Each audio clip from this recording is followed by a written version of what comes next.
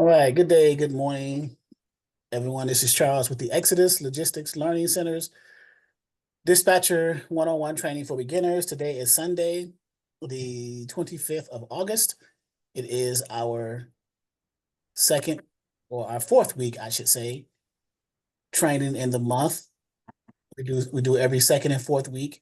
The 25th today, strategies and question Q&A, do Q&A.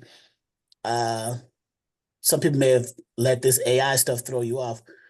But our training today is the 25th. We'll have one Wednesday at 6 p.m. and then Saturday the 31st at 12 noon Eastern. So just so you guys will be aware of that. And then we have some new people in here today. So welcome, Javar. And I think Marie is already a student, but Irma, are you new, Irma? Uh, Yes, I'm new. New. Welcome. You joined like within the last month or so, or? I mean, this is the first session. I've been watching videos and I've spoken to you a while back, but Great. this is the first time that I joined. Yeah. Great. Thank you, So Charles. I am also new. Marie Ramsey. Okay, great. So we got three new people. Got another one coming in, Jeffrey Davis. So we got a new training today. Okay, well, so based off of my audience, I'll know which direction to train, right? So, but and then of course Victor, he's committed as always, right? So Victor is in Indonesia, correct? He's our Hello. Yes, that's international. right. We have students from all over the world, not just the country, but the world. So which bodes to, I guess, say that we must be doing something right? So, but nonetheless, we give you the information, and then you take the information and go with it wherever it takes you, I should say, right? Let me ask you guys some questions. Because when you come into dispatching or any other discipline in logistics, in supply chain, in transportation, there are some common questions that'll be asked, like what is dispatching, right? Do I need a CDL to be a dispatcher? And I'm going to circle back and we'll go into detail about it. Do I need a CDL to be a dispatcher? What is dispatching? And I wrote them down. How much does dispatch training cost? I probably won't ask that question because that varies based off of the training program. So how much do dispatchers make? That's a great question, right? I'm sure when some of you were thinking about coming into the program, you were asking that question. Well, how much could I possibly make as a dispatcher in order to motivate me to even consider coming on board, right? And investing my hard-earned money into a program that I don't even know how much it's going to make. So we'll answer that question. Do I need a degree to be a dispatcher? Do you? And can I be a dispatcher with a felony? Right? So let's circle back a little bit. And hey, Jeffrey, how you doing? Hey, how you doing? Okay. How's everybody doing? Okay. So circling back, what is dispatching? And I want to do a little bit of interactive training today. Since we have a small group, a little bit intimate. Let's do a little bit interactive, and I'll go to the screen and go to different examples to kind of bring home the point. But what is dispatching in your guys' mind? You guys signed up to be independent freight dispatchers. And for those of you who are listening on the YouTube channel, because this video will probably be on our YouTube channel as well, I'll make this one public, so I won't show as much as our students' information that those who are not paying shouldn't see, right? But I'll give you a little bit of stuff, right? Because I want to be fair to you guys who are paying subscribers and things like that. You get it, right? So, but what is dispatching? And anyone can answer the question. I welcome interactive training. I welcome back and forth conversation, dialogue. So what do you think dispatching is as it relates to transportation and logistics? Not dispatching like 911 dispatchers or emergency dispatchers calling the ambulance and things like that. Not that, but what is dispatching as it relates to transportation, trucking, logistics, supply chain? Can anyone chime in with their information, their opinion? All right, so dispatching is actually means to send out. Oh, you've been doing your homework. So yeah. You've been So reading the notes. yes. Okay, so let me bring up my whiteboard so we can share with those who are going to be on the YouTube channel seeing it as well and go from there. So Javar said, and I think there's somebody's trying to get in, Miss King. Okay, Angela King. So, and it's always good to review a little bit to bring home the point as well. So let me mute everybody else. Javar speaking. Let me mute everyone else and leave Javar unmuted. Okay. So I had posed the original question. And I guess red is, hopefully you guys are okay with red as a color. What is dispatching? Okay. Okay, what is dispatching? Well, Javar said to send out. Okay, to send out. That's a phrase. So now the question becomes, what am I sending out? Who am I sending out? How is it done? So can you elaborate a little bit on that, Javar? What are you sending So, out? Who are you sending out? How are you sending them out? Things like that.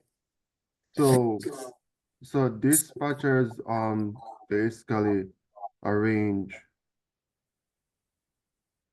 freights to move from point A to point B. So Okay. you're the bridge So between the trucker and the shipper. okay. Now, if someone disagrees with that or wants to add to that or may have a question about what he's saying, feel free to open up, unmute yourself and say, hey, can you elaborate on that? I don't quite understand what he meant by that, right? So he said the bridge between, who's the number one person you're dealing with as a dispatcher? Bridge between who? Who and who? Is it The shipper and Oh, the trucker, because okay, it's I'll put the the truck driver. I'll put the yeah. truck driver first. The So trucker, yes. we'll say owner operator, we'll say carrier. We can use synonymous terms, right? We'll use terms that mean, carrier. We'll put owner, operator. Okay, so the bridge between the trucker, carrier, owner, operator, and Javar said shipper. Is Javar right? he's moving freight between brokers and carriers. Broker. So it's more so, Javar, the brokers.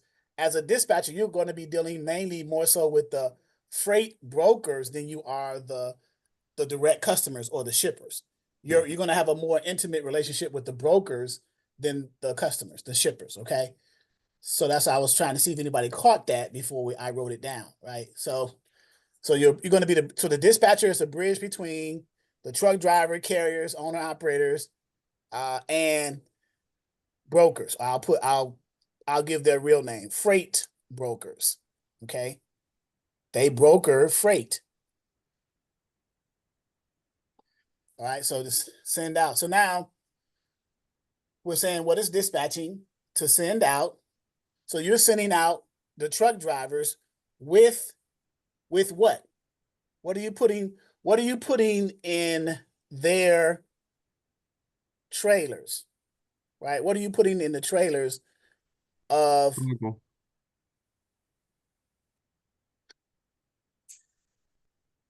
Commodity. Okay, that's one word.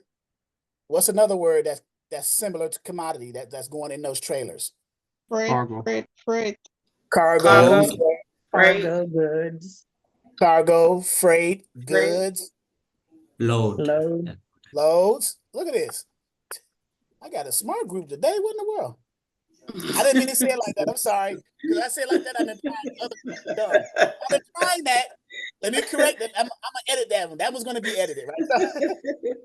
So We're paying attention. So loads.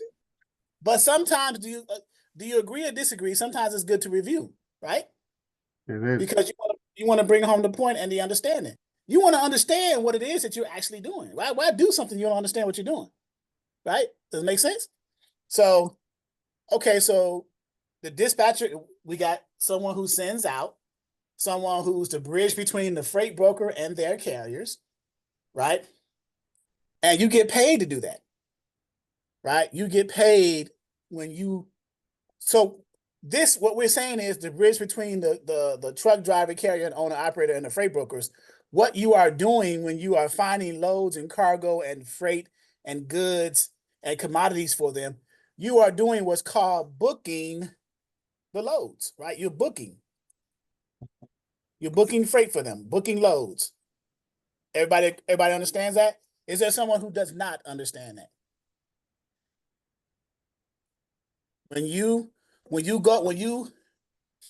on a load board, and we'll take a look at the load board in a second, and you find commodity, cargo, freight, loads, or goods that is in line with what the carrier wants to move according to their carrier profile, right? You call the person who posted that load on the load board that you just saw. That person is called who? The freight broker. Freight broker posts loads for sale by the truck to the truck drivers. You as a dispatcher, you have the ability to log into that load board, either through having access in our program, or if you have your own carrier with an authority, you can use their authority to log into the load board to do a search for loads, again, according to how the carriers want them to be found, or how they want them. Because as a dispatcher, you are finding loads, you're finding the carriers what they want, paying to them how much they want to pay, going where they want to go, right? You're basically giving them what they want. You are giving them a profile of what they want, right? So booking loads is what you do as a dispatcher. You send out the carriers on loads, cargo, freight, commodity, goods, by booking loads between yourself and your carrier indirectly. Because the one thing you don't want to, what's one of the biggest no-nos in here in dispatching is you never book a load for your carrier with a broker without your carrier knowing what that load is. Does that make sense? Right? If I'm a truck driver, you guys booking me my load, how do I know what you booked for me? And number two, how do I know that you got me what I want according to my profile if you did not share with me what it is that you found and you're about to book, or you already booked, right? I need to know that so I can let you know, hey man, I may not want this load. This load is not sufficient for me. It's not going to where I want to go. It's not giving me what I want.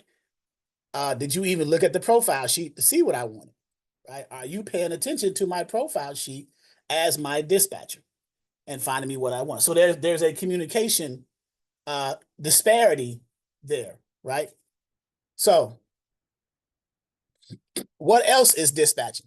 Let me see. I see a comment here. Oh, hey. LaDonna's coming in. Hey, LaDonna. What else does dispatching involve? You're getting paid, right? So let's do this. You get paid. So sometimes dispatchers do other things for their carriers outside of what they normally do of booking loads. The number one thing is booking loads. You're sending the carriers out on loads you found for them on the load board, right? For your carrier according to their profile. That's the number one thing, right? You book the loads, sending out booking loads. You may also, once you get this down to a science, you may help them with other things like invoicing and other things like that, right? You may offer added services. So Irma said paperwork. Great comment, Irma. Paperwork. So what paperwork, let's break paperwork down. What does that involve? Right? BOLs, PODs, invoicing, right? So what is the BOL? What does BOL stand for, guys? Those who may know. Oh, factoring. Bill of lading. You're playing. Yeah, bill Bill of of lading. lading. Okay. At what point in the dispatch process or booking loads process for your carrier does the BOL come into play? It comes into play when the carrier, when you, the dispatcher, book the load with a broker and the broker sent the rate confirmation, officially booking the load, and dispatched your carrier to a particular shipping facility to pick up a load. When your carrier goes to a shipper to pick a load, because carriers go to shippers to pick up loads, and they go to receivers or drive to receivers or transport the loads to receivers to deliver the loads. So pick up from shippers, deliver to receivers, right? So does everybody follow that? So the BOL is bill of lading. It is the title to the goods. Once your truck driver's trailer is loaded with the freight, the commodity, the load, they are given a bill of lading. The shipper, this is at the shipper location, shipping location. I'll just say ship location. The shipper loads the truck or trailer with the freight for the carrier to be transported according to the arrangement between the broker, the shipper, whoever, right? And the shipper loads it, and then they sign off on the bill of lading in an area on the shipper side. Here's the receiver side. On the shipper side, verifying that everything was loaded, nothing was damaged, the piece count was good, the pallet count, what the commodity was, all those different things. And they'll sign in their area, and the carrier will sign and timestamp and date next to the shipper signature to verify that everything that they said was what it was. Correct? Now, if the shipper does not allow the carrier to see that, and they'll just say, hey, your trailer is loaded, sign this BOL. And you're not allowed to look and verify that everything has been done correctly, then the carrier could do something like this. They'll put what's called S, L, and C in the area where they were supposed to sign. That means shipper loaded and count. Shipper load and count, and then the carrier is removed from any fault of damages or claims or responsibilities because they didn't have an opportunity to see the freight being loaded or verify that what was loaded is in accordance to what's on the paperwork. They didn't have a chance to check it, right?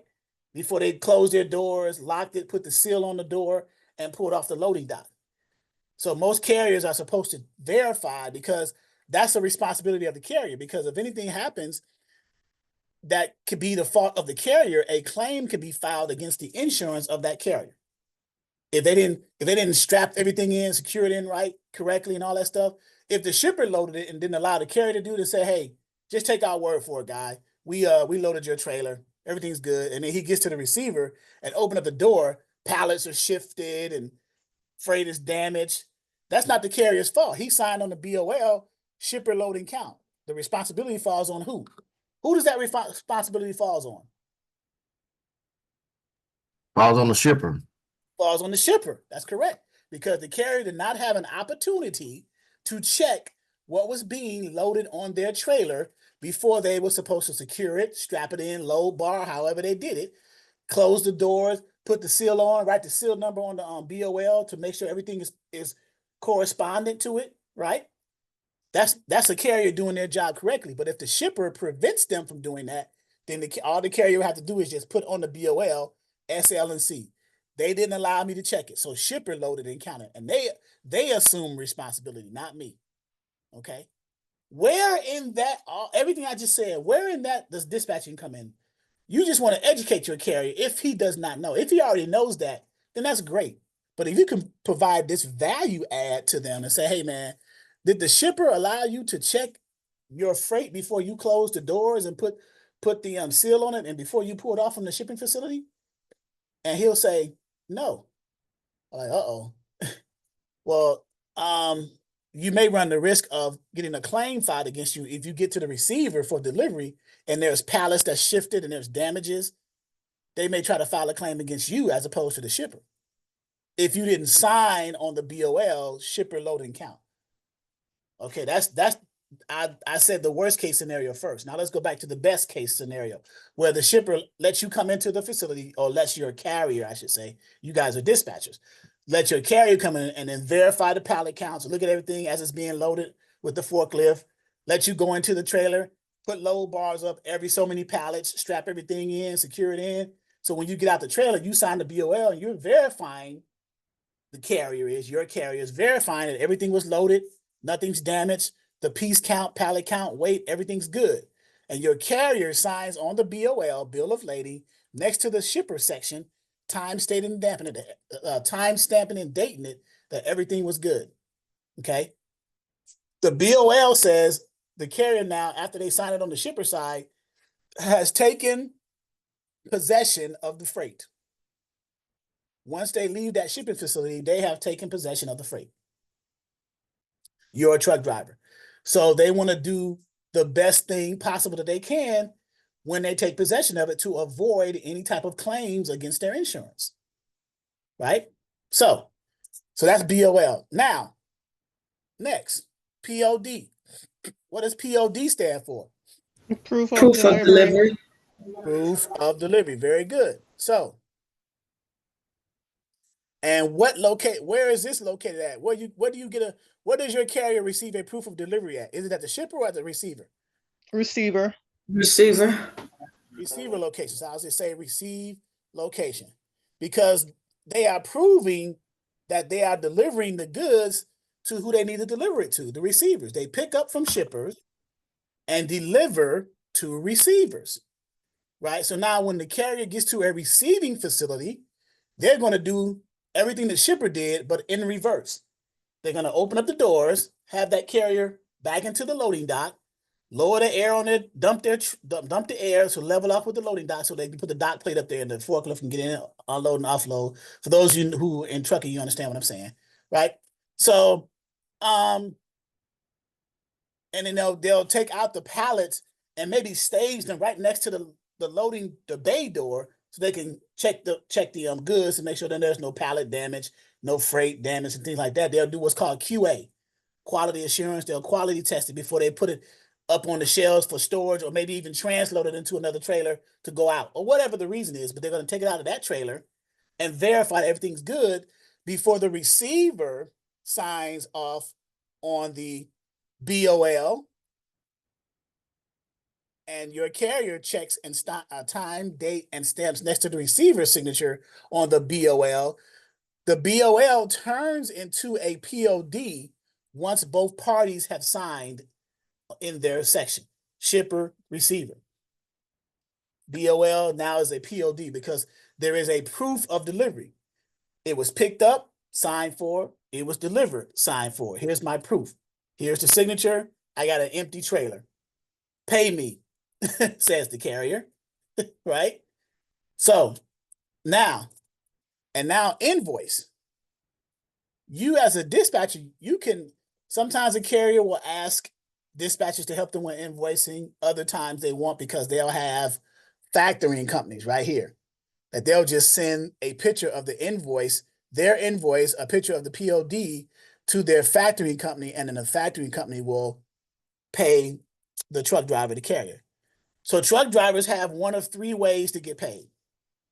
If it's a tendered load directly from a customer, a shipper, if it's a brokered load from a freight broker, and this is where you come in at, perhaps as a dispatcher, you may have helped them find a load by going through a freight broker. That's number two. Or if they have a factoring company, the factoring company will pay the carrier. So those are the three ways. The way in which you are more involved in the paying of a carrier is through a broker as dispatchers, because you're going to be mainly dealing with brokers when you find loads for your carrier and you book them with the broker and you get a rate confirmation, and then they go to the shipper to pick it up and they get the BOL and they start that whole process.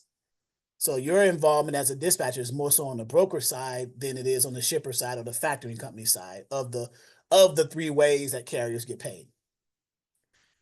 In any of those three ways, When any one of those parties pay the carrier, that is when you, as a dispatcher, can now this invoice is different from your invoice that you're going to send to.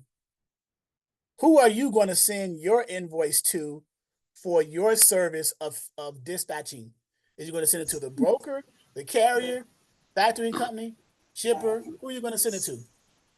The carrier, And why? because I booked the load for him. Right.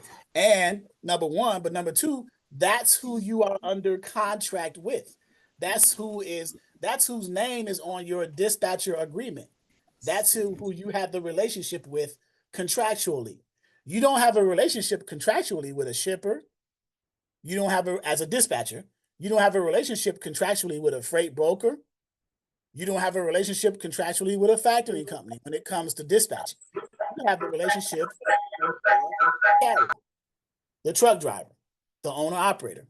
Okay. I had to say it like that because some people think that they should invoice the broker or the shipper or whoever the load was tendered to the carrier by. Okay. It's as it relates to a dispatcher, you will always, well, I can't say always, but in most cases, especially you new dispatchers starting out who are going to be dealing with freight brokers in most cases to find loads for your carriers, you are going to always you're going to always invoice your carrier for your service, whether it's a percentage for the load or a flat fee. Percentage, we always say between 5 to 10%, right? Flat fee, what do we say? 250 to 500 a week, depending on how many loads you find for them. So then you decide which one is more feasible for you. Now, here's where you have to make a decision as a business owner, as a dispatch service, depending on how many loads you find, how often you find them, which price point for you, price point business model for your dispatch service makes more sense for you or makes more money for you. Is it the percentage or is it the flat fee? Only you know that based off of the frequency and how often you find loads for however many carriers you have. Only you can answer that question. We can throw scenarios all day, but only you can answer that question because some dispatchers may have only one carrier, others may have 3, 5. Some may not find their 3 carriers only one load a week. The person who has one carrier may find 4 or 5 loads a week. So it varies. That's the point I want to make. It varies. Okay. So are we cool now? What is dispatching? Now everybody should understand now what is dispatching, right? To some degree. That first question that was asked, what is dispatching? And Javar got us started with it to send out. It literally means to send out. Dispatchers to send off, to send out. In this case, on loads and cargo and freight. And you guys gave some excellent examples of what we send out. Cargo, goods, and they're all synonymous terms. They mean the same thing, right? Synonymous. So that's the first question that I had posed to you guys, right? The second question is, and I wrote it down, do I need a CDL to be a dispatch service? No. And why is that? So first of all, let me break it down. Let's number 2. Do I need a CDL to dispatch? And when I say to dispatch, I'm speaking as an independent dispatch service. I'm not speaking as a dispatcher who works for a trucking company, just dispatching the trucks of that trucking company, that assets. In either case, it doesn't matter. But first of all, what does CDL stand for those of you who may not know? What does the letters CDL stand for? Commercial driver's license. Commercial, very good. Commercial driver's license. So as an independent freight dispatch service, will I be doing any commercial driving when I'm dispatching? Will I be doing No. any type of commercial driving? No, No. So do No. I need a CDL to be a dispatch No. service? No. You just answered your own question, right? Just broke it down, broke the definition down what a CDL is. It doesn't in no way, shape, or form apply to what your duties are as a dispatcher. So why would you need a commercial driver's license to dispatch? Right? Some people, you'd be surprised. Some people ask this question. And I'm not saying it's a dumb question. The only dumb question is the one that's not asked. Okay. But this question needed to be answered because some people say, well, I thought you needed a CDL to be a dispatcher. You need a CDL to be well, let me ask you, do I need a CDL to be a freight broker? Thinking, look at your face expressions. No, no, no, you don't. Okay, so I said no. Do I need a CDL to be a factoring company? No. No, you don't. Okay. I don't think Do so. I need a CDL to be a shipper or a customer? No. What is the only person or job that I need a CDL to be in this industry? the driver. Driver driver. or carrier. Thank you very much. So everybody, we're all on the same page. So let's clear up all that misconceptions, right? I'm just answering. So I'm answered in this way because this video is going to be public on the internet, and I got a lot of questions about this. So I want to, as I'm killing two birds with one stone, basically. I'm teaching here and I'm answering the question, basically, right? So thank you guys for being the guinea pigs. Okay, so we understand that second question. The third question, and this one's going to be a juicy one. How much do dispatchers make? So is that a straightforward question or does it vary? Let's answer that first. It It varies. varies. It varies. Now, okay. So now we're thinking, right? So why does it vary? Or why does Because it's up to. it depends on certain things, right? Mhm. Yeah. Okay. What does it depend on? The number of carriers you have. Okay. That's what will come. And depends on how much is being paid for the loads. So there's a lot of factors. So let me write the question down and I'll list the factors and we'll kind of break that down a little bit further, right? So how much, first of all, how much I'll just put DP for dispatchers make? I want to shorthand it, right? For the sake of time, right? Was that the right question? Yeah, how much do dispatchers make? Okay, so we said it varies, right? It varies. So what are the variations? What does it vary on? I think Victor just said something. The How number many of carriers? carriers you have? Yeah, the number of carriers you Okay. have. The number of carriers. The price of the load. Price of the load. What about frequency of the load? How many loads? How often, right? Yes. Okay, so frequency of loads, price loads, because the price of load is going to determine what you make because you have a certain percentage. So whatever the price of the load is, you're going to get a certain percentage of that, correct? Or a certain flat fee of that, depending on what your price model is for your dispatch business, correct? Yeah. Okay.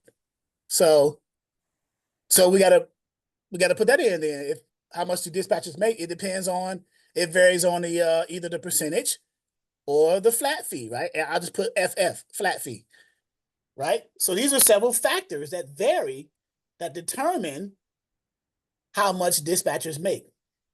I know a dispatcher who has 5 trucks still. He doesn't come on here because he's busy.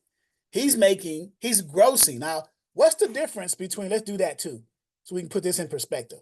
What's the difference between gross and net as far as your money you make? What's your gross numbers and what's your net numbers, right?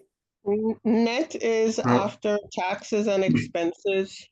Okay, so I'll just put pre and post. And pre and post what? Tax, right? And expenses. And expenses.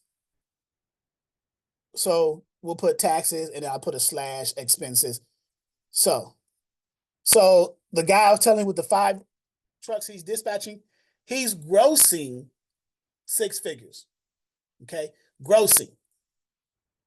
Not netting 6 figures, but he's grossing 6 figures. What is 6 figures? What is that? How much is that over? What is that? 100,000 plus. 100K plus, 100,000 plus. That's what 6 figures is. Why is that? Because here's what figures look like. 1 0 0. That's 3, comma 0 0 0. That's how many digits are that? 1 2 3 4 5 6. 6. That is 6 figures. That's what that means. When you hear a person say, I make 6 figures, they're making over 100,000. What about 7 figures? They're making over $1 million, right? So you add another 0 here, comma, and then 1. 7 figures, right? That's what they mean when they say that. I make 7 figures, or I make 6 figures, right? Or I bring in 5 figures monthly, right? At least 10,000 or more monthly, right? So let's erase that and put that 1 back there. Right, so that is 6 figures. That's what that means. So he's grossing 6 figures. So assuming what his taxes and expenses are, let's say there shouldn't be no more, let's say than 20%, right? You may, depending on how his business is structured, what he writes off, his tax liability, his expenses is minimal, things like that. Let's say 20% of 100,000, $20,000. So if he's grossing 100,000 and his pre-tax or his tax and expenses is 20%, which is 20,000, then he's going to net how much? 80,000, right? Does everybody understood what I just did? Yeah. Okay. So depending on your percentage, so here, let's go back to the factors. Number of carriers, let's say 3. I often recommend most new dispatchers try to get the 3 carriers consistently dispatching for them with the same energy as you did the first. So you get your first carrier, you're excited, you got your first carrier, you're dispatching for them, you're very excited, you're maintaining loads for them, things like that. You say, okay, I got it. Let me get another carrier and do the same energy as you did with the second carrier. Okay, now you got 2. Boom, you're rolling. Let me get another carrier. 3. Now you got 3. I don't have 3 arms, so I only put 2 up, right? So I'm not an octopus. But, you could put 3 carriers. When you get to the point where you can no longer, if you get another carrier and you can't dispatch them with the same energy as the previous carriers, that's the point where you need to stop and scale your business and add some sub-dispatchers to help you. Because you want to give that 3rd carrier the same customer service as you did the first 2. You understand? You don't want to leave no one empty-handed or shortchanged, if you will. I want to give all my carriers the same level of service. When I get to the point where I can no longer do that, that's when I need to scale my company and add some help. Bring on some sub-dispatchers, independent contractors. We set up an arrangement, a dispatcher, sub-dispatcher contract, or however you want to call it, to have them help you with that, right? So let's say it's 3 for us, right? Price per load, let's say 3 carriers. Let's say each load, right now the market is kind of down. So I'm going to give you some numbers. Let's say each load paid about $2,500 per load. So a $2,500 load shouldn't be no more. It shouldn't take more than 2 days to deliver a load that pays about $2,500. Okay. As far as the number of miles, cents per miles, and things like that. Frequency of the load, how many loads per week, basically. Let's say 3 loads a week. You get 3 loads a week, each load paying $2,500, right? And let's say we charge a percentage. Let's go out there. Let's jump off the porch. Let's say 10%. Okay. The reason I'm putting these numbers in is to show you where you can be if you put numbers into the variations and come up with your numbers, right? You got 3 carriers. Each load you booking for them is $2,500, right? You're doing 3 loads a week for each carrier. So 3 times 2,500 is 7,500, right? A week. You're grossing the carrier 7,500 a week. You guys follow that? 3 loads times 25. Now this is per carrier. We got 3, but we're only doing it for 1. We're going to take that total number and multiply that times 3 to get what we're doing for all 3 carriers and what we can make as dispatchers overall. But I want to show you one first, take that number and then multiply it times 3. You see where I'm going with that? Okay. So let's take this out. We understood what gross and net means, right? We get the point there. And anybody have any questions before I continue? I don't want to leave nobody behind. Can I add something?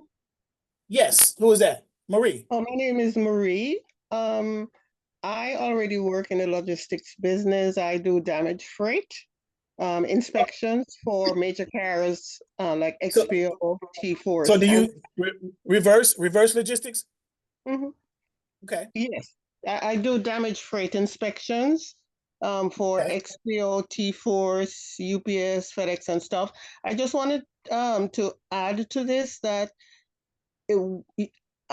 just determining how much you make, you have to, after doing this for like 7 years, there are slowdowns in certain months of the year. So there are certain months that you really do a push because you expect some slowdown in mostly the summertime. And you're absolutely right. There's times of the year, there's seasons, there's times, there's regions of the country that move freight more so than others. Yes, you are absolutely right. Like with produce and then other dry goods and then refrigerated goods, and like lumber still. So yes, you are correct. Yeah, and so knowing that too, that can help you as a dispatcher to know which types of carriers that you want to target. You want to target the carriers. We often talk about the carriers who drive one of the 3 major equipment types, right? What are the 3 major equipment type, guys, that we talk about all the time? Drive and refund Dry flatbed. van, reefer, flatbeds. There you go. So, and then we have analytical tools in our back office that we look at: dry van, reefer, and flatbeds. We see, okay, which of these equipment type has commodities on them that runs the most close to year round. I know all of them run seasonally. They're just seasons that are different. Some seasons are different for dry van than they are for reefers and they are for flatbeds. But of the 3, one of those have to run, even with the seasons involved, more so than the other 2. So you want to look at analytical tools and say, okay, which one does that? And which regions you want to understand move freight or have a high frequency of inbound and outbound loads? Well, the Midwest region or the Midwest zone, like Michigan, Ohio, Kentucky, Indiana, Illinois, because they have a high volume of shippers and manufacturers in those zones that warrants movement of freight inbound and outbound at a high frequency. So that's the number 1 zone. Number 2 is the Southeast, Georgia, Florida, the Southeast states. And then the third one is the Southwest, namely Texas, right? So knowing these analytical tools, now you say, okay, so in the Midwest zone, which is the number 1 zone, which of these 3 major equipment types is freight commodities loads being picked up in, or with, I should say, right? So these things help you to determine which equipment type that you want to focus and target. Once you get that, then you'll say, okay, now I know who to target, so I won't be wasting my time. So you got a little bit of back end homework to do, right, to determine that. And I can show you in the tools and resources how to do that. Look at the analytics, the trend lines, and things like that, so you can determine the cents per mile on a 2-week, weekly basis, 7-day average, 15-day average, things like that, to determine which truckers and the equipment types those truckers drive to target to maximize your bottom line as a dispatch service, right? But Marie makes a great point. You definitely want to keep in mind all those other, I guess, for lack of a better word, risk factors, right, in logistics, because you have up and down. The market right now is down. Now it's coming back, but it's coming back at a snail or a tortoise pace, right? But it is coming back. So thank you, Marie, for that input. So this scenario, right? We got 3 carriers. Price per load, we may find $2,500 on average. Well, let's lowball that. Let's lowball that. Let's say 2,000. So a $2,000 load definitely shouldn't take no more than 2 days to deliver, right? Day and a half, 2 days, right? About 700-800 miles, paying $2,000. What is that cents per mile on average? Like something that's $2 a mile, $2.50 a mile. You figure you divide the number of miles into the rate, you get your cents per mile.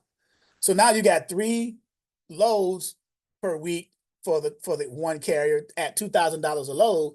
So that is what, $6,000, right? 3 times 2,000 is 6,000 that the carrier is grossing.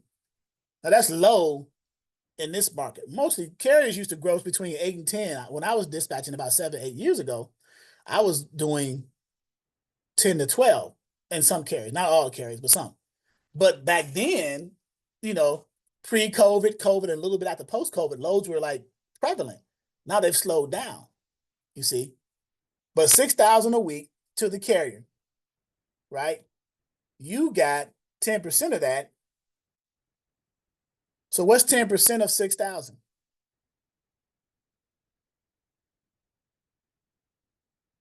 $600. 100. So, and this is just one carrier. Remember, we got 3. So if you're dispatching for 3 carriers, you get 600. 1,800. 1,800. 1,800. 1,800 a week, right? This scenario. So if you are able to maintain that, right? You got 3 carriers, you're maintaining so your job is to at least gross each carrier $6,000 a week. Right? If you average $2,000 per load for 3 loads, you may find 2 loads. One load may pay like $4,000, another load may pay $2,000, but you still got that $6,000 gross. I just spread it across 3 loads because it's a little easier because you got smaller numbers to deal with. But you can find 2 loads and still get about 6,000, right? In that week. One's going way out from here to California and then back or something like that, right? You could do 1 load. Depends on the equipment type and where it's going. Remember, we used to do directional dispatching.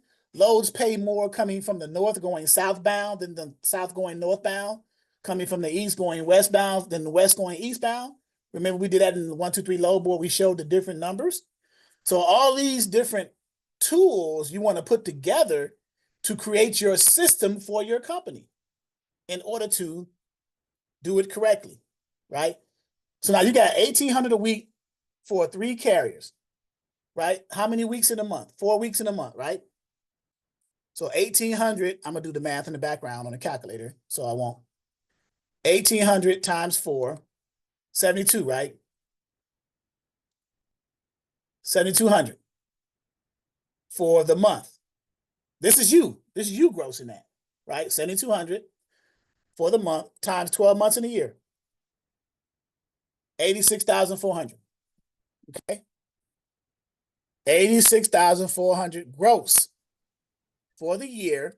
Gross. This is pre-tax, right? 3 carriers. What happens if you add another carrier? Let's say I'm okay with 3 carriers because here's what makes that easier with the 3 carriers. You don't want to mix them up. You don't want to say one carrier is a drive-in, one's a reefer, one's a flatbed. Would it not make more sense, or I don't want to say make more sense, but would it not be more ideal if you found one of these drive-in, flatbed, or reefer carriers with a broker who paid those numbers, and then you just simply added another carrier of that same equipment type? You found, let's say, for example, your first carrier was a drive-in carrier. You got a good broker that paid them well. You say, okay, I'm gonna add another drive-in carrier to this broker and give them capacity. And then add another carrier with a drive-in. Now I got 3 drive-in carriers running under the same brokers, which helps me leverage getting more money when I negotiate with them because I'm bringing them 3 carriers. I'm providing them capacity. You see, as opposed to mixing it up, mixing and matching. If I got 3 of the same carriers, I can leverage that. You guys understand what leverage means, right? You can use that in your favor, you see? So if you add a 4th one, I got 2 or 3 brokers that's paying well for that specific equipment type.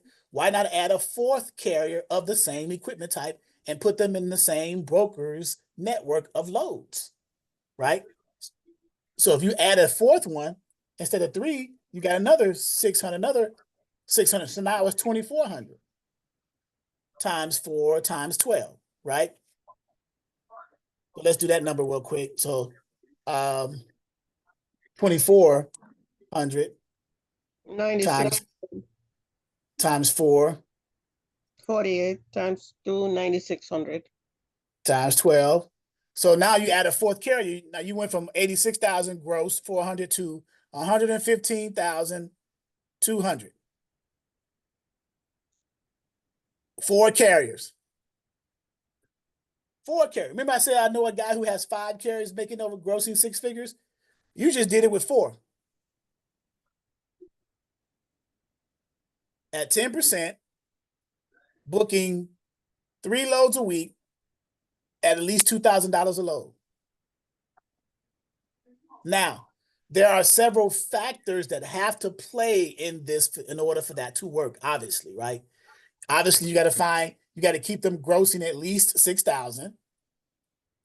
You may not have to keep them at 3 loads a week, but at least your gross for the carrier is 6,000 as long as you're getting 10% of that number, right? And then you got either 3 or 4 carriers, right, for your numbers. And this is gross. Now, your tax liability, if it's 20%, you just take 20% of that, and then whatever's left over, that's what you're netting. It still may be over 100,000. Let me do that real quick in the background. 20% of 115,200 is 23,040. So 115,200 minus 23,040 is close to 100. 92,000. So you're netting close to 100,000. You're netting $92,160. Okay. So And that's monthly? no, this is annual. Monthly would be if you have 4 carriers. We did it with 3, 1,800 a week times 4 weeks in a month. So monthly would be whatever number of carriers you're getting at, whatever number of carriers you have, what you're grossing for those carriers times 10% is what you get, right? And then that's for the week, and then you times that by 4. So if it was 3 carriers, and then 4 carriers be 3 carriers would be 7,200. In this scenario, 4 carriers would be 9,600 a month in that scenario. I have a question, Mr. Mundy. How many loads can a courier or driver be able to take per week? Great question. Great question. Because we're talking about 3 loads, 3 carriers, right? That's 1 load per carrier a week. What we're talking about? What's the average amount of loads that a courier can take? That's a great question. I'm guessing like according to mileage, distance, I don't know, complexity of the load or whatever. Hours of service, how many hours they have what type of hour scale that they're on? Are they on the 67 or the 78 hours of service scale? How many hours of service they can pick up loads with?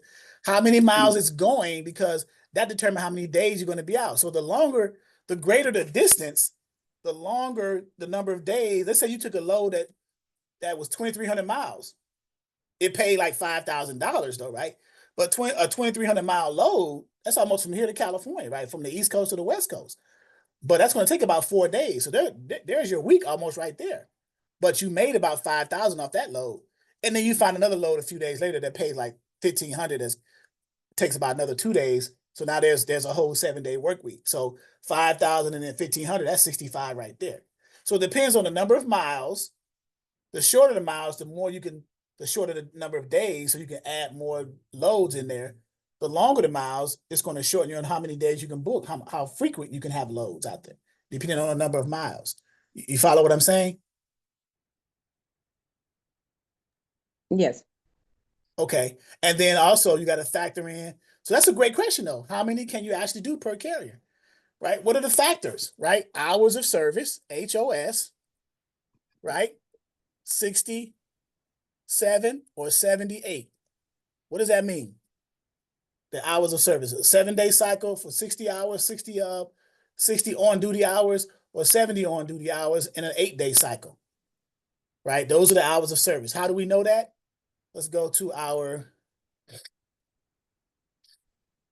trusty dusty tools and resources.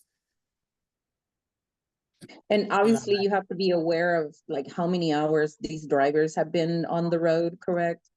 It would be helpful, at least that's mainly the driver's responsibility, but as a good dispatcher, you do want to be aware of how many hours the drivers have left in order for you to know if you can book their next load, if they have enough hours to book their next load or their next load. So yes, you would ask them, hey man, we just finished delivering this load. Do you have enough hours to pick up another load, or do you need to reset your hours and recycle them to, to get them fresh again so we can start over? You need a couple of days or whatever, right? So those are, as a good dispatchers. So you want to put that in your workflow. What do I do? What's my system as a dispatcher as it relates to a carrier? I want to make sure that they have enough hours to get their loads. I want to make sure that I'm booking them the right load, trying to get them the most money, maximize their bottom line, negotiate good rates with the brokers. I want to make sure I'm sending them to areas that they can get out of as a good dispatcher. Just because you see a load going from Atlanta, Georgia to, I don't know, Bismarck, North Dakota, that's paying $3,200 or $3,400. That's a good rate. But you're going to Bismarck, North Dakota for a drive van.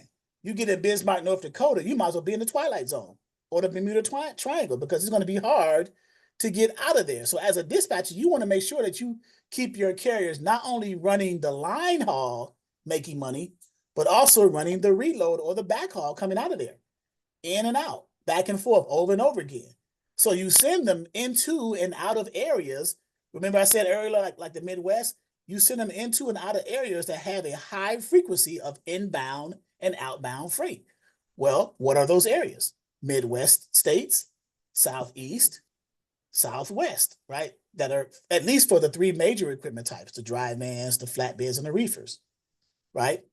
So these are several chinks in your armor. Let me show you the hours of service right here.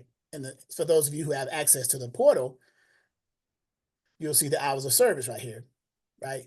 60 hours in a 7-day or 70 hours in an 8-day, which is what I wrote on the whiteboard, right? Am I sharing the screen? Can you guys see this screen? Yes. Okay. So yeah, that's the hours of service. So this is mainly the carrier's responsibility to keep track of these hours, because it's their responsibility to make sure that they are driving safely and securely. You have an indirect responsibility because you are directly working with that carrier, but it would be wise to have at least a marginal understanding of hours of service for your carrier, right?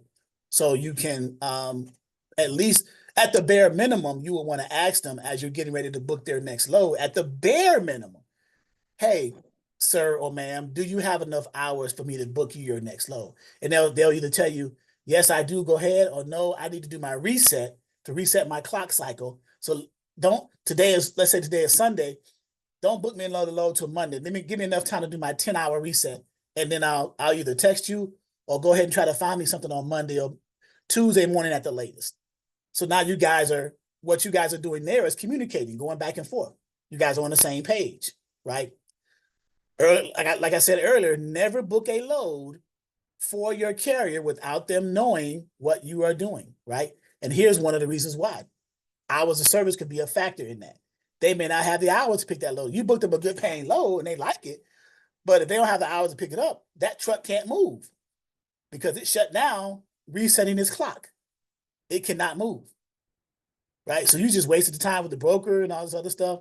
So you got to call that broker back, cancel that load. You may get the broker angry. He may put you on the DNU list or your carrier on the DNU.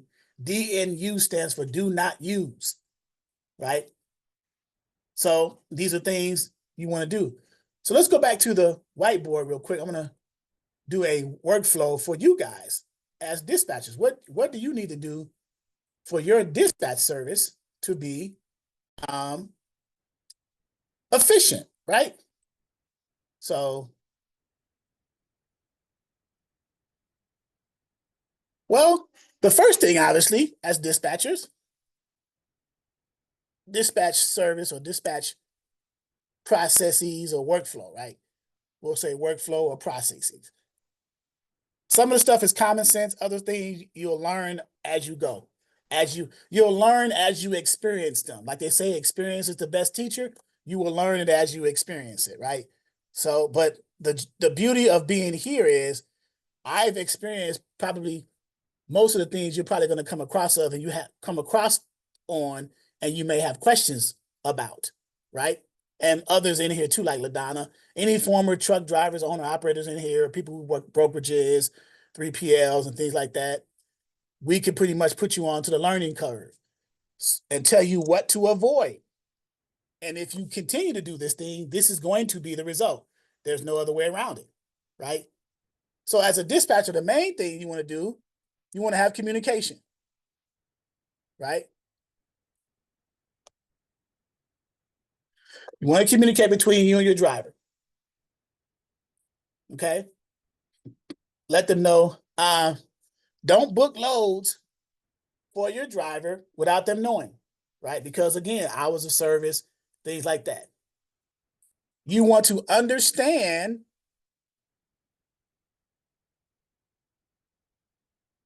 or begin to understand lanes, or what are lanes? Where to send a driver into and out of. But somebody tell me what a lane is.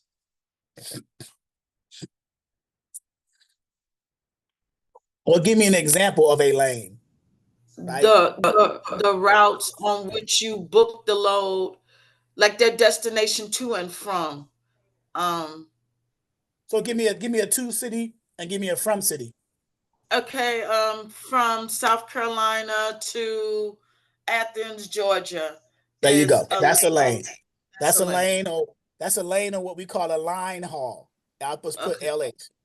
Well, I'm gonna spell it out so you'll know it, because some people haven't seen it before. So we'll say line haul. Okay. Lanes and line hauls. It's just from the point of pickup to the point of delivery. That's a lane or a line haul. Now, or a shipment, one shipment. It could be called a lane, a line haul, or a shipment. Now, can shipments, lanes, and line hauls have multiple stops? Yes or no? Yes. Yes, of course they can. Yes, Of course they can. Of course. There are shipments that have, so a shipment that has just one pickup and one drop, that's called a straight through. We call it a 1-and-1. A 1-and-1. Let me erase this real quick. A 1-and-1 or a straight through. One pick, one drop. That's an ideal shipment. But you have multiple, you have other shipments or other lanes or other line hauls that have multiple pickups, multiple drops, or multiple deliveries, I should say. Drops and deliveries are the same thing, okay?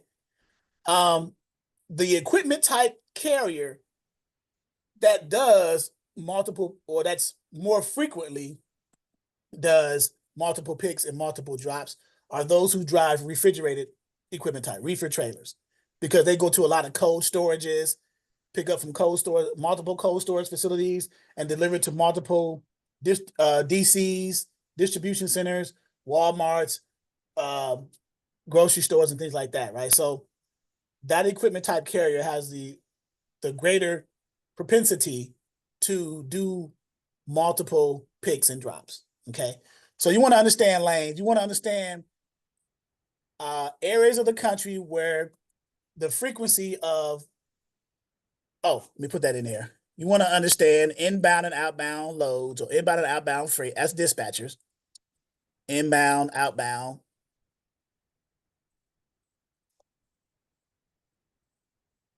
You want to understand negotiation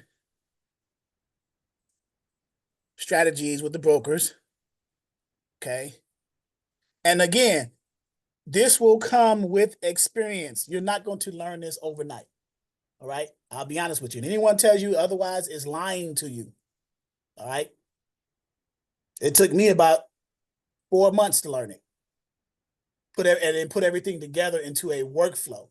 Right. I got my first carrier. I said, well, what is my workflow now? What is my SOP, right? What's my SOP, right? What is my standard operating procedure? When I get my first carrier, I plug and play into my SOP system, and these are the procedures that I do in order to effectively dispatch for my carrier. Okay, I got my first truck driver, however I got them, cold call, visit the truck stop, email, however I got the carrier that says, I want you to be my dispatcher, send me your paperwork.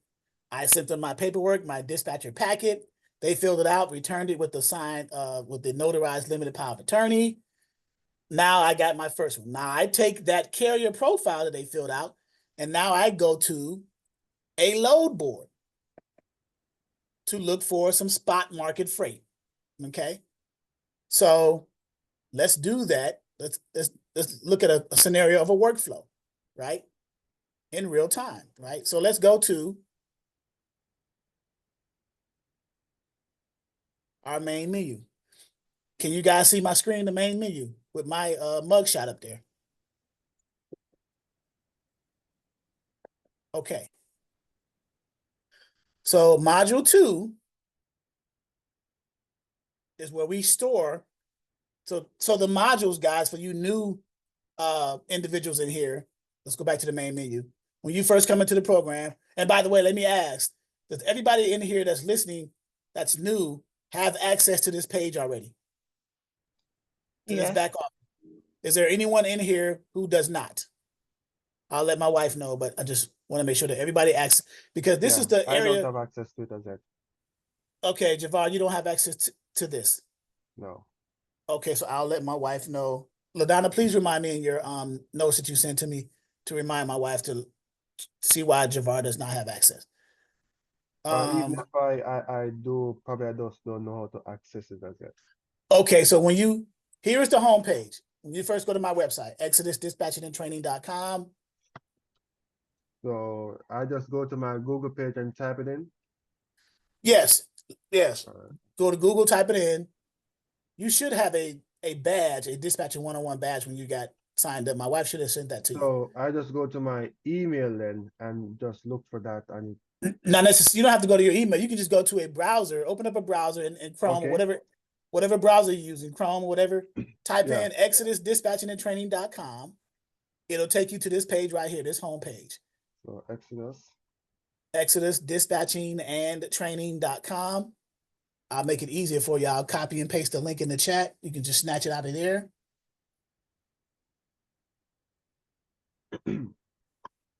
Right there.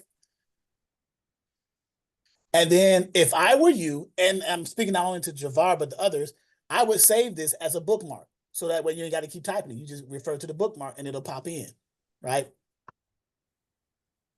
When you get here, and let me know when you're there, Javar. Yes, I'm there. Okay, if you notice at the top, you see these headers: home, merch, services, dispatcher, freight broker, Exodus University, right? Yeah. If you hover your mouse over Dispatcher 101, you'll see a shortcut menu drops down with other options, right? Yeah. So live Zoom training, dispatching 101. Correct. Yeah. Select the third one from the bottom that says Dispatcher 101 main menu page. So main menu page. Right. It should either Alright. come up with you to log in, or Yeah, it should come so up with this. it come up as a login, so it's asking for email and password. So when you first purchased the course, you should have set up an email and password when you first purchased. It's the same one. It's the same one. Alright, let me just put it in real quick. Okay.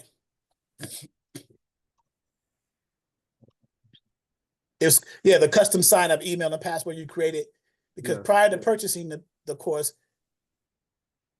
Okay. Alright, so yeah, I'm in. There you go. There we go. All right. So now when you're at this page, the first column to the left, start here is where you pretty much start. Your orientation, ebooks. Remember, this is self-paced for 90 days. You can take your time going through here. I got to talk to my broker students because they're rushing going through there. I got a person who signed up for broker course 2 days ago. They already got their certificate for the 90 days. They done went through all the quizzes, all the modules, 6 modules on the broker side. Took all my wife was looking at me like, what is she doing?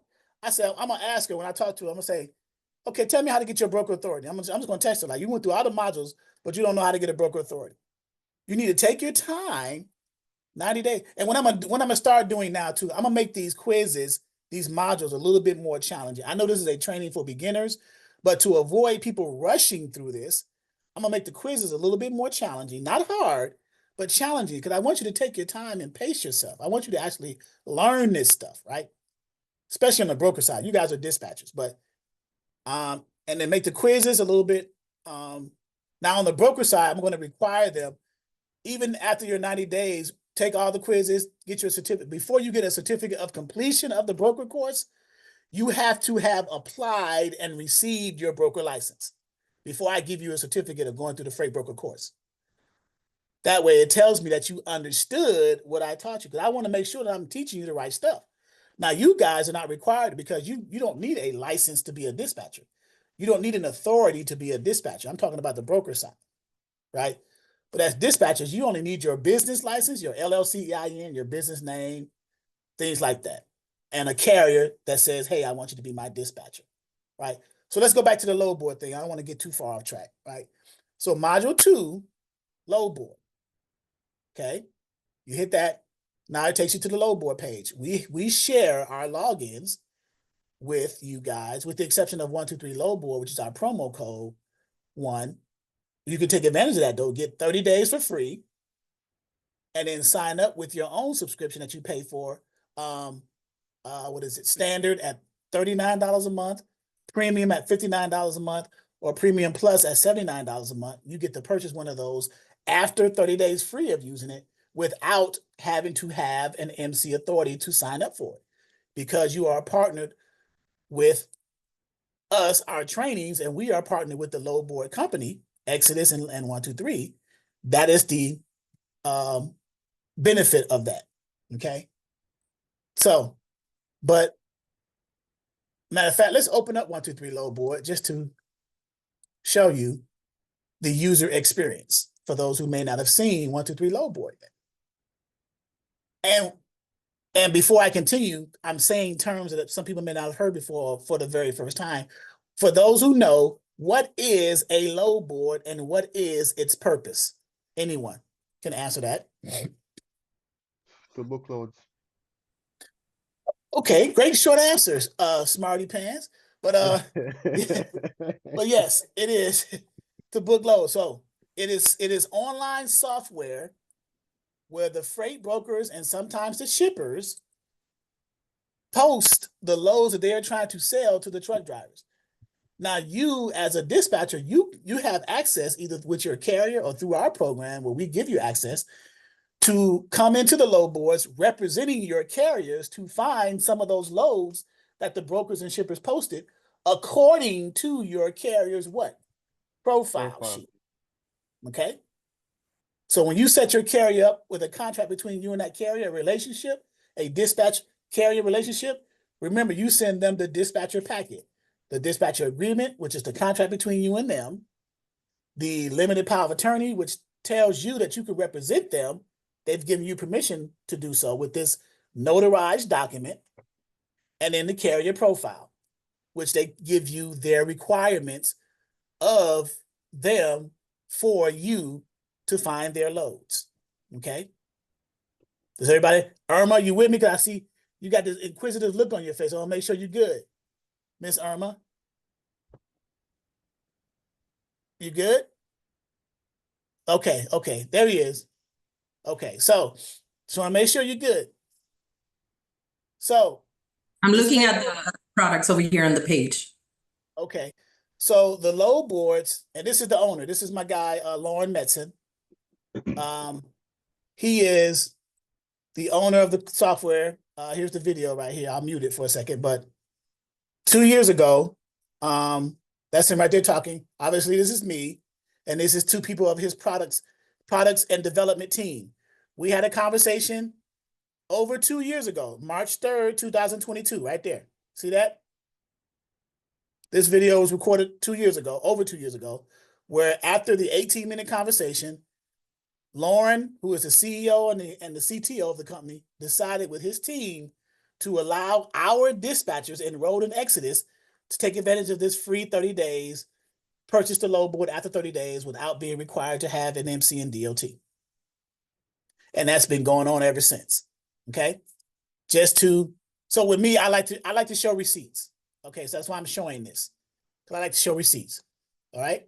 So,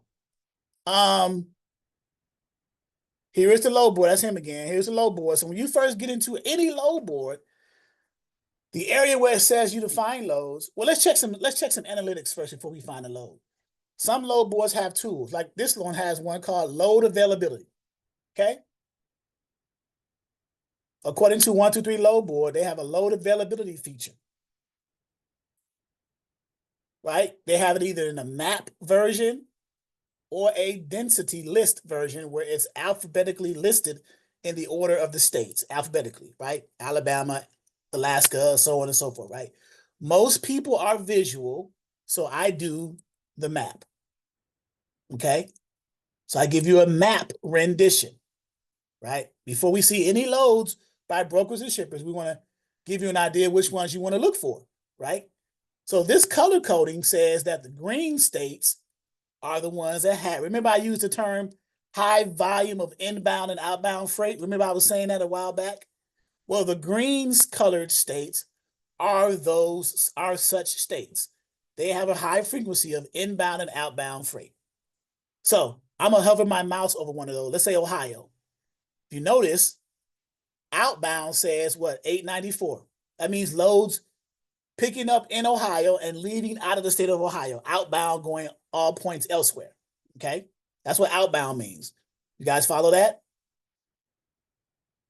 Intrastate means 81 intrastate means that the loads are moving only within the state of Ohio, only within that state. 81 loads are moving back and forth in the state of Ohio. And then inbound state, which is 1,056 in this example, are loads coming from all points elsewhere into Ohio. Okay?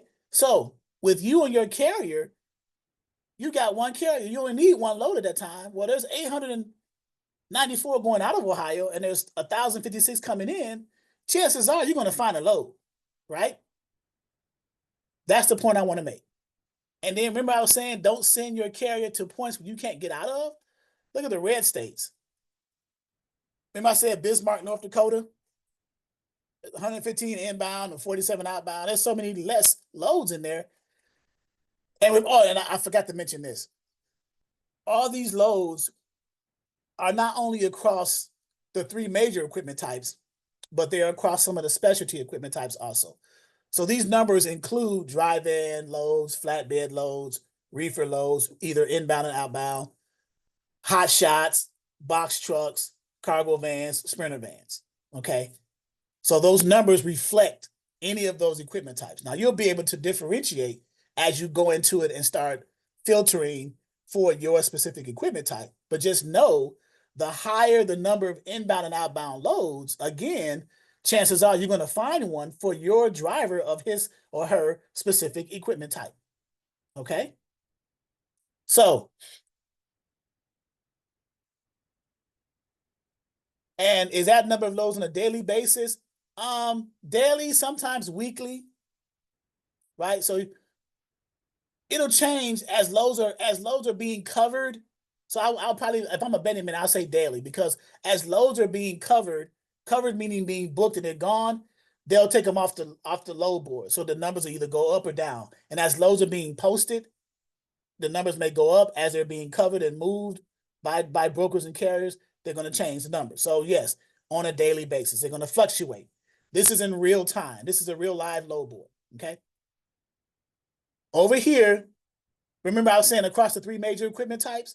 So let's change it. We got Ohio, right? Outbound 894, remember that number. 81 intrastate, 1056 for inbound. We can go over here and select either a region, a specific region like Midwest. Now it's only going to show the Midwestern states. Okay, great. The numbers are the same. Let's go back to USA. But here's the beauty of it. Trailer type, it has all. Well, what if you only want to see dry vans? Click that and just select van. You don't have to select all. Remember I said all the different equipment types that it shows those numbers for that they represent? But you only got a dry van carrier. So let's just look at only the numbers for a dry van carrier and hit apply. And let's go back to that state that we saw those numbers for, Ohio, and see what's changed. Okay, now we're getting the realistic numbers only for that equipment type.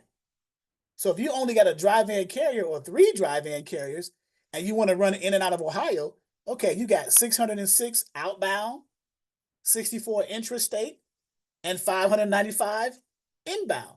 So you only need 1 load. You still got 600 on out and 595 and almost 600 on inbound. We just filtered it for that specific equipment type.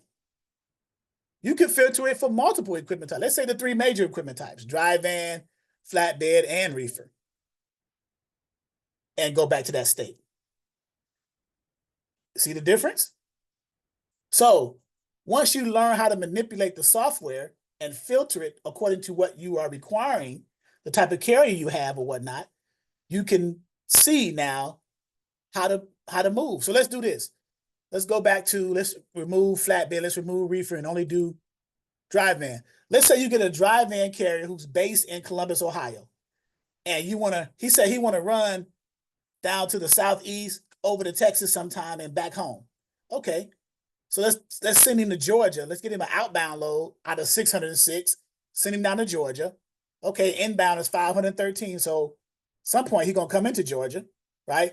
And let's outbound him out of Georgia over to Texas. Remember, we're only dry van, right? Let's send him over to Texas. So there's 691 inbound. So, and then let's outbound him 527 back over to Ohio. Okay, there's 595 inbound. So you can get him in a triangular coordinated dispatch model, or you can keep him running only in the Midwest. Look at all these green states in the Midwest. Wisconsin. So he don't got to drive as much and still maybe make some money. You see? So it's all about your strategy as a dispatcher, how you do that. Now, let's say you're curious. You got a van trailer type and you're curious. You see the numbers, but you actually want to know what the loads are and what they're paying. Okay. Click on the state that you want to say. Let's say Ohio. Let's click it. Boom. Here they are. Here are all the loads that we just clicked, the 606 loads that we just clicked. So it doesn't only just show you the stats, it shows you the loads, who the brokers are, what they're being paid, and what the market says they should be paid. So it has a spot market rate and the amount that the rate that the broker paid to the broker is what says company. The column that says company, those are usually the freight brokers, okay? So what I normally do, and before I do this, let me ask, are there any questions at this point? I don't want to confuse anyone. I want to make sure that everybody's understanding what we're doing here.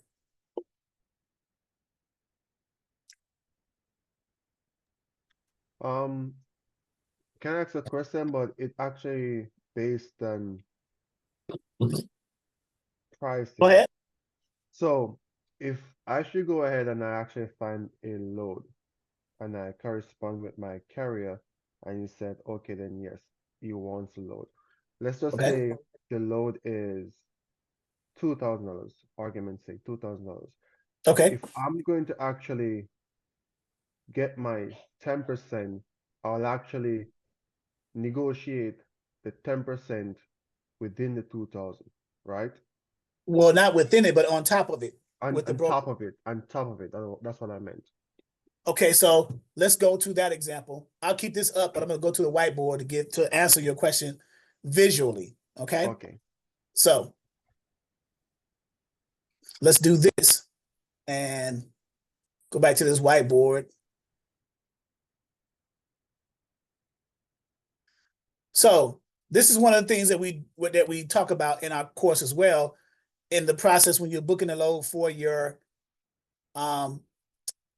carrier and you want to put your money in on the broker side so that you can get paid when the carrier gets paid through the broker, because the broker's got more money in a load than what people seem to believe, right?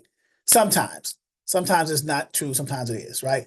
So you said a $2,000 load, you find a load that paid $2,000, the broker posted it for $2,000, right?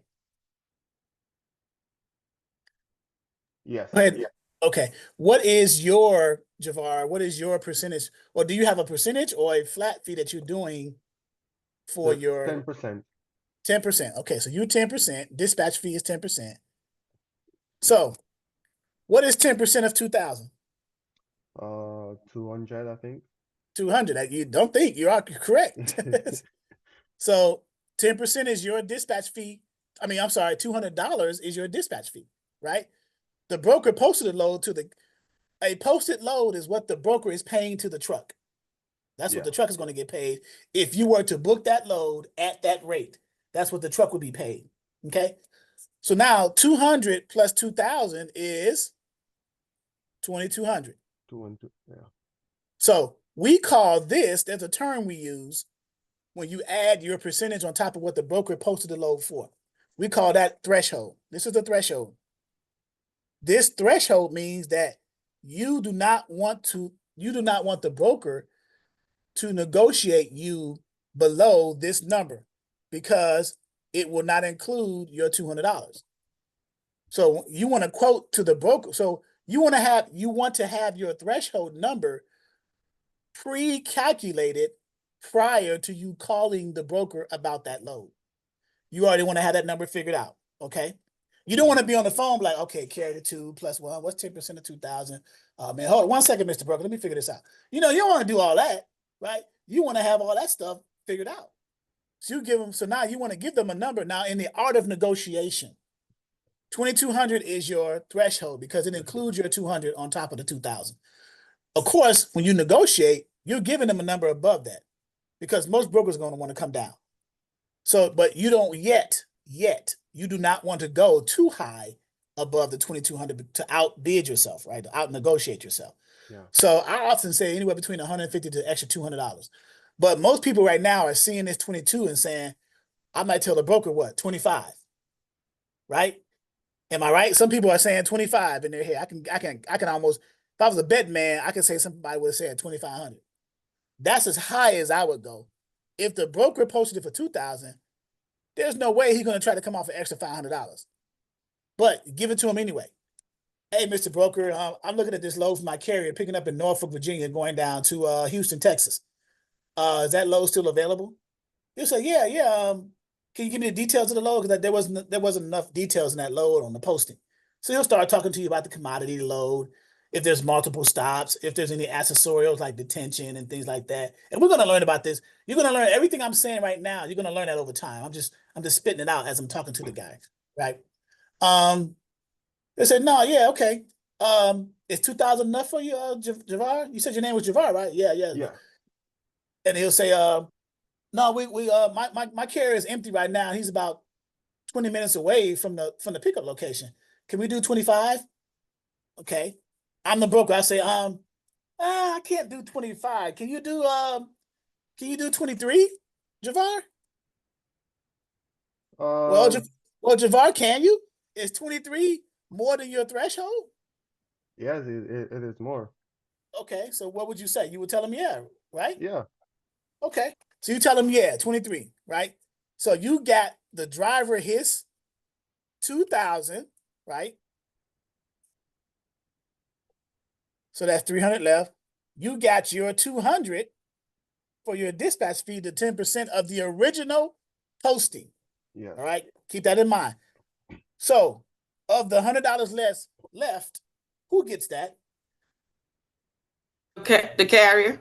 Thank you. Javar, I was hoping you said I get it. I was gonna say, you greedy son of a gun. No, I wasn't gonna. The carrier gets that. The carrier gets that money. Help that carrier out. This can cover fuel. This can cover a toll. That you're not gonna miss $100, and you're gonna build a relationship with that carrier. Word of mouth gonna spread. Hey man, my dispatcher made sure I get all my money. He didn't try to nickel and dime me, anything like that, right? I got a saying that I always say: never step over dimes to chase pennies. Okay, so exactly. Don't step over dimes. I'm gonna. You might want to write that one down. Yeah, you might want to keep that one. I got a trademark on it. You can't have it. It's copywritten. Never step over dimes to chase pennies. In other words, don't be petty. Don't be petty. It will not take you far because drivers, they're about their money and they watch their money. And when people try to take their money, it alerts them to not deal with you anymore, right? You want to make sure that you give your driver the best customer service as you possibly can. As long as you got whatever your percentage was off the original rate, 10% that was posted, then you're fine. If you got a negotiated rate at 2,300, you don't want to take 10% off of that.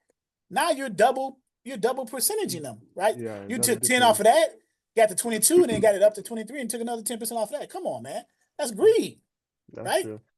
Yeah. Can That's I ask one quick question? So let's just say hypothetically, you have a load book. Let's just bump up the numbers now. Let's just say 3,000, and you're trying to negotiate with the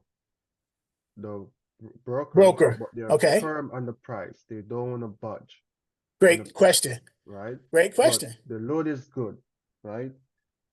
How do you book the load and It's still get 10%? paid? Yeah. Still 10%? Okay. How do you book the load and still get paid? Well, it depends on your carrier. So 10% of that will be what? 300, right? 10% of 3,000 is 300. That's what Yes. you do if it's posted, right? If the broker says, I'm firm on 3,000, I'm not budging, because this is, so your threshold is 3,300, right? That's your threshold, T. Yeah.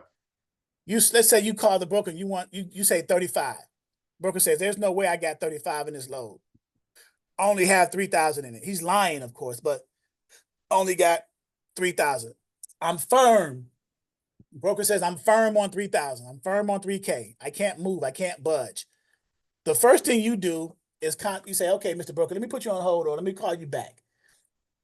The next thing you do, the next number you should be dialing is that of your carrier, right? Asking them, hey, Mr.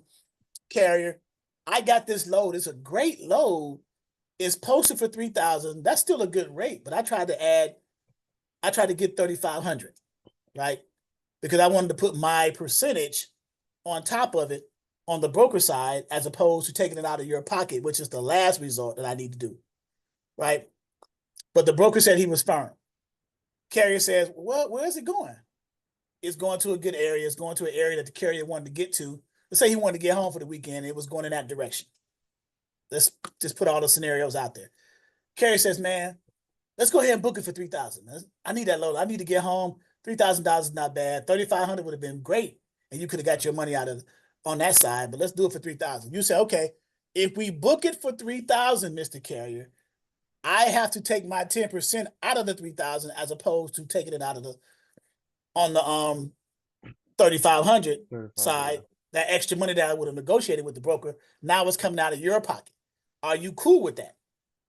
I'm fine. I'm cool. So as long as you communicate, that's the key word, with the carriers, what you're doing, because your ultimate goal, every load you try to book for your carrier, you want to negotiate your rate on top of what the broker posted the rate for, as opposed to pulling it from the carrier's pocket. There will be cases where the brokers are firm on their numbers. In those cases, you let your carrier know and see what they want to do. Either they'll say, don't book the load, find another load. Or in this case, they'll say, well, that's a nice load. I need that $3,000. I'll give you 300 and I'll just take the 27, right? Because that's 300 from 300 from 3,000 is 27, right? Because 3,000, you got to take out your 300, there's 2,700 left. So the carrier has to pay you out of that rate comp, right? That's what you would do in that scenario. You got to share, you still got to share with your carrier what you're doing and let them decide how they want to handle it. Either cancel that load, don't take it, or take it, and then they have to pay you once they are paid. They got to pay you once they're paid regardless. This is going to give you the money that you had actually negotiated more of on the front end when you did with the broker, as opposed to when you did not, when the broker was firm. Victor. Hey, Charles. What happens in the case that, for example, when you're booking a load for your carrier, that carrier is not available for like hours, and then like how frequent does that happen?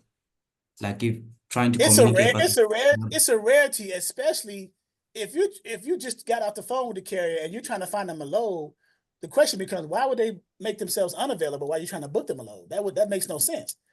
If I'm a truck driver and I know I got a dispatcher working on my next load, I would want to be as available as much as possible, right? Now, there may be things that may happen. It may be alert. He may have dropped his phone. Something may have happened and things like that. So in those scenarios, then unfortunately, if it were me, I wouldn't book the load because I still need to have my carrier be aware of what I'm doing. Okay. So even in the most extreme circumstances, the carrier needs to know, because it's the carrier's ultimate decision, because it's the carrier, the truck driver, the owner operator, it's the person who's transporting that load, not the dispatcher. You're just pushing paperwork. You're just communicating between the broker, the carrier, and yourself, right? The carrier needs to understand the full circumstances of what's going on of the transaction. Okay. Let me give you a scenario here. Javar brought this up, but let me give you, what happens if you find a load on a load board that didn't have a rate posted? How would you figure out your threshold and all the other stuff? How would you get to your numbers, right? So let's go back real quick to the load board. And let's go to Ohio. And you see some loads that are not posted, don't have rates posted, right? Yeah. See all this? Like right here, North Ridge, Ohio to Meridian, Mississippi, right? It's 837 miles.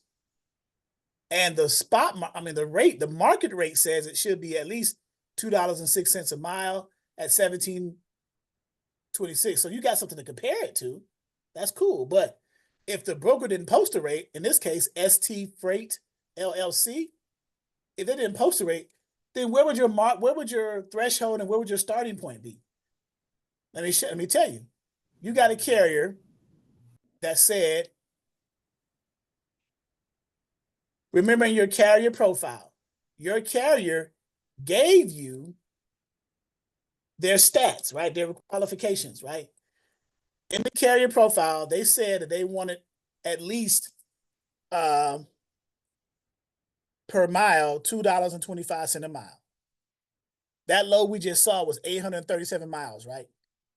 From North Ridge, Ohio to Meridian, Mississippi, right? 837 miles.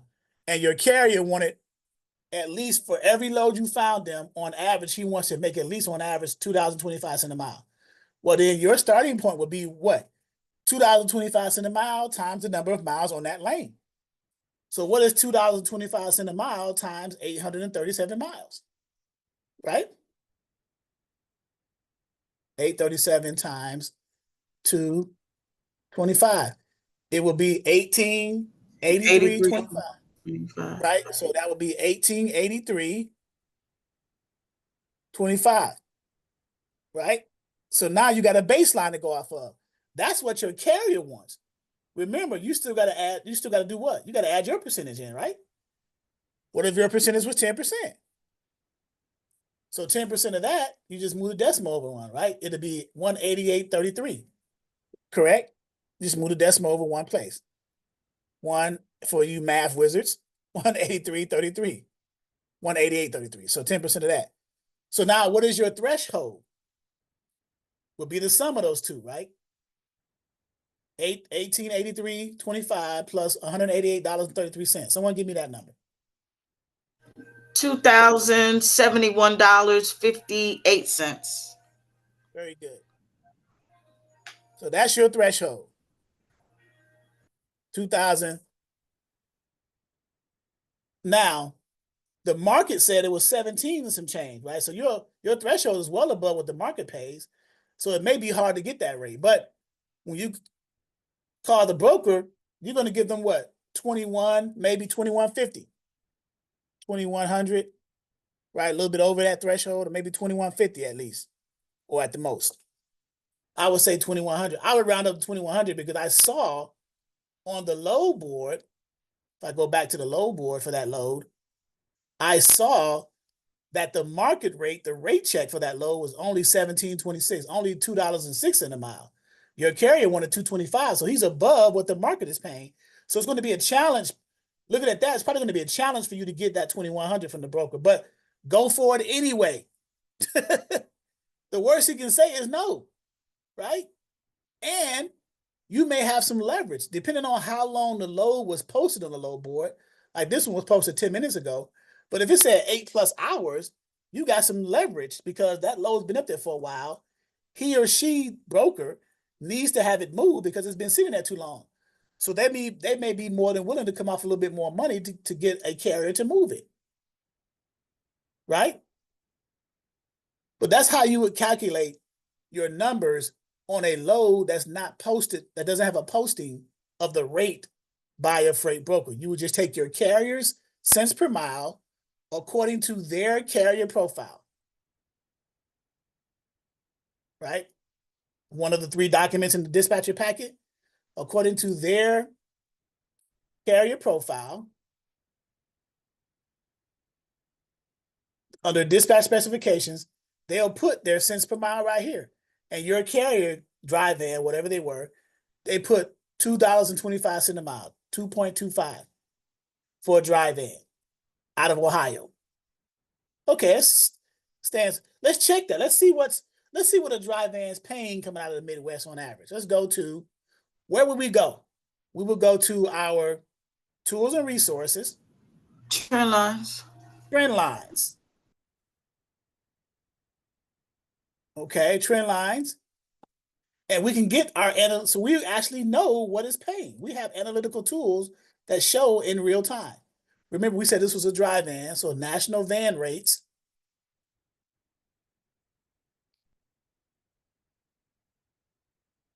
And we said this guy coming out of Ohio, which is in the Midwest. So on average, the Midwest, on average, give or take 20 cents. So the range is 20 cents less than 215 to 20 cents more than 215. So what is that? 195 to 235, right? But the average is 215. So our guy was not that far off. He said 225. He was a dime off, but he was within the range. So that's not bad, right? 215. This is for a dry van in the Midwest, which is Ohio. Ohio is a Midwest state. So on average, dry vans right now are paying on average $2.15 a mile. So now we know. So if you get a driver who puts on their carrier profile something that's outside of what the analytics are saying, you may want to have a conversation with them. Hey, man, it may not be possible to get that rate. The national averages for this is 215. You're asking for 250, $3 a mile. I'm not sure if I'm gonna be able to get that right now. I'll definitely try if you want me to, but I know I can get you something a little bit smaller because it's comparable to what the market dictates, right? Same thing for the flatbed and reefer. Let's go to the flatbed rates. Look at the flatbed rates. 250 a mile come out of the Midwest. Look, they're larger. So looking at this and then look at the reefer rates. Looking at those 3 rates for the 3 major equipment types, that can also help you determine which equipment type to target based off of which one pays the most coming out of those major areas that have a high frequency of inbound and outbound freight. Remember I was saying put all that stuff together and create your system, your workflow. Okay, you got a dry van carrier. Okay, look at the analytics. Look at the rates, look at trend lines, what's paying what coming out of that area. And then look at the states that have the high volume of inbound and outbound freights so you'll know where to run them into and out of. You got to put all this stuff together, right? It'll take time. It won't take 90 days, but it'll take time. 90 days is more than enough time for you to figure it out. But by being shown this over and over again, you're going to have that aha moment like, man, dang, that's all it took. Yes. You just got to understand how to navigate to the different resources and then put all that stuff together, go onto the load board and find them something, right? Any questions? Quick question. Can you hear me? Mm-hmm. Okay. Maybe it's going to be a couple of questions. Working in the dispatch arena, are these load boards and the brokers available 24/7? Oh. And okay, as a dispatcher, Am I working 7 days a week? Am I checking these load boards, night and day? No. What are the expectations? So let me give you a scenario. I got 3 carriers, right? And let's go back to the whiteboard so I can give it to you a little bit more visual. We know brokers go home too. They work 9 to 5. Sometimes they'll be available via email after hours, right?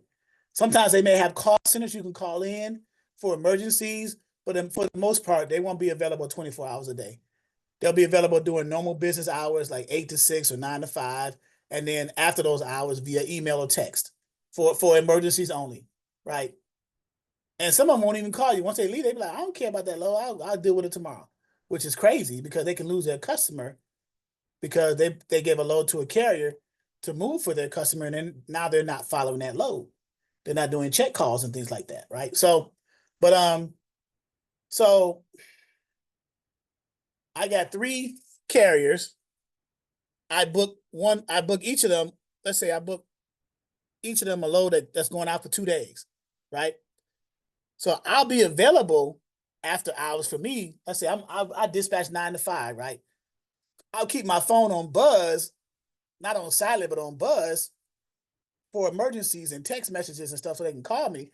But if I book them a load that's 2 days and it's on, they all left on Monday, I don't have to find them another load until Wednesday. So I got Tuesday all day to be looking for loads. I don't have to be, I don't want to say I got to be in the office, but I'm working from home, right? I don't have a brick and mortar.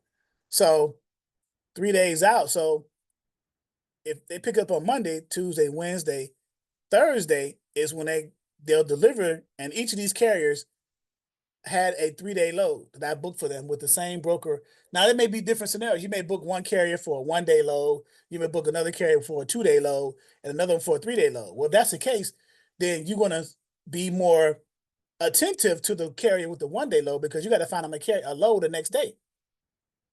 And then the following day after that, you got to jump on the load for the 2-day carrier, and then finally the 3-day carrier the day following that, so on and so forth, right? And then you circle back to make sure that your 1-day carrier is under that load, however long it takes after that to get to its destination, and so on and so forth. So you're following each carrier for however many days, right? You may not, now that may turn into being available all the time and consistently, depending on the frequency of moves and the number of days each carrier is moving that load under, right? And it depends, but you control how you set that up. Well, at least you can control how you set that up by getting drivers of the same equipment type, putting them on the same brokers, and running under the same lanes. Then that makes your job a whole lot easier. You're not scrambling trying to keep track of the 1-day guy, the 2-day guy, and the 3-day guy. You're trying to keep track of all drivers, 3 drivers on the same lane and the same loads 2 days or 3 days. So now you can kind of relax a little bit, find those loads coming out of there 3 days later. So it depends on how you strategize your workflow and your process, right? To determine how available you're going to be as a dispatch service, right? But that's something you control. Okay. On the loading dock, like the receiver, on the receiver end. Okay. I know that when I'm doing inspections on damaged freight on a loading dock, they're open like Monday to Friday. So if a carrier has a load on Friday, are they available to accept loads over the weekend, or they have to wait until Monday to drop No. it? Some facilities accept loads over the weekends, others do not. Oh, So okay. it depends on the facility. Okay. And Thanks. the broker's responsibility is to tell you that. You do not want to book a load with a broker that you think you booked the load and it delivers on Monday, but the receiver is expecting it on Saturday because they are a 24/7 first come first serve type of shipper. They receive freight over the weekends, but the broker neglected to tell you that, and your carrier is sitting at a truck stop on Friday, resting until Monday, thinking that he's doing the right thing by delivering it on Monday, unbeknownst to him that the broker neglected to tell you, or even put on the Raycon that it's a Saturday delivery. So whose fault is that? That's the broker's fault. Okay. Thanks. You're welcome. Victor. Right, Charles. I remember asked this question earlier, but that question was assuming that booking the loads, you book it ahead of time. So am I correct in saying, because this answer now clarifies, do you book the load, like you book the loads the day they're supposed to deliver, yeah? Or can you book it in advance? So for example, the 3-day person you're talking about, Right. can you book on the second day, or is advised to do it on the third day? It's advisable to book loads like at least a day or maybe two in advance to give yourself enough wiggle room in case a load cancels, to give yourself enough time to find another load. So let's say you got 3 loads, you got 1 carrier, right? And you booked them, let's say you booked them all 3 loads for the week at one time. Let's say you booked them a load on Monday, picked up, delivered on Wednesday. You booked a load out of the city or within a certain deadhead miles, that second load on Wednesday, delivered on Friday to a specific city. And then let's say within so many deadhead miles, you find them another load coming out of that area Friday over the weekend to deliver the following Monday. So that's 3 loads a week, right? For 1 week. Let's say the middle load, you did all this at one time. You booked all 3 loads at one time, right? Signed the rate cons and all that stuff. But let's say this middle one got canceled all of a sudden. What do you do? Right? So you got to be careful of how you book the loads. You don't have to book all 3 loads at one time. You can book this first load Monday through Wednesday, and then while the carrier's driving to that Wednesday delivery, you're finding them that next load coming out of the area on Wednesday. And then going to the Wednesday to Friday one, doing the same thing, finding the one for Friday coming out of there for Monday. If you book all 3 for the week at one time, you run the risk of something like this happening. Let's say the middle load gets canceled or even the last load gets canceled. It's probably easier to find a load on the last leg than it is on the middle leg because you're in between 2 loads, right? You're empty in between 2 loads. You delivered on Wednesday, but you ain't got another load till Friday. Now he may have to sit and do a reset, or if you can find him something short to run close to the city that he has to pick the Friday load up in, then you might save yourself.